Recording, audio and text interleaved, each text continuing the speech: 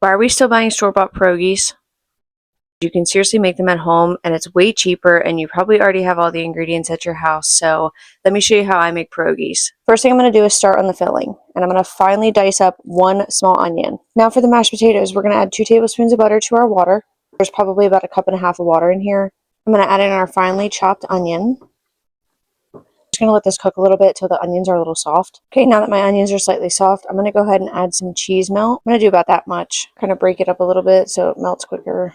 Now we're going to season it with a little bit of pepper, garlic powder, onion powder, a teaspoon of chicken bouillon. Let everything mix together. Now somebody call the police because we're using instant mashed potatoes today. Use regular mashed potatoes if that's what you want to do. This is what I'm doing today. And I'm going to add a splash of half and half and a big healthy scoop of sour cream. And I'm going to add a little bit of salt. The goal for this recipe is we want to try to make about 1.5 pounds of potatoes. This is what we're working with. I'm sorry if you hear Peppa Pig in the background. Now for our filling, we're going to get 3 cups of flour, put in 1/2 cup of water, 1 egg, do about 1/2 cup of sour cream. I'm going to just eyeball this. We're going to do about 1 teaspoon of chicken bouillon, another teaspoon of salt, some pepper, and then we're just going to mix this all together. You are probably going to get messy for this part. Let it's all mixed together. I'm going to let it sit in this bowl for about 5 minutes, and then we're going to come back to it. So it's been 5 minutes.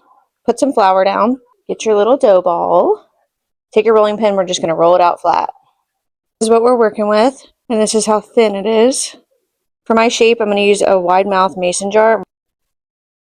Just like that. And we're just going to do it the whole way through the dough. Use the scraps right here to make more. And this recipe made 30 pierogi casings. Now in my shell, I'm going to put a little bit of mashed potatoes on the inside. And then we're just going to fold this together just like a little pierogi. Just stretch your dough over. I hope you guys can see. It's okay if a little bit of mashed potatoes squeeze out like that. I like to take my fork and kind of push down around the edges like that. So now you have a little pierogi. Really? Yeah. For this next part, you want to get yourself a pot of water. Make sure that it is boiling. You want to make sure that it's really hot. We're going to put the pierogies in the water. Now you'll know when your pierogies are done cooking because they'll float to the top.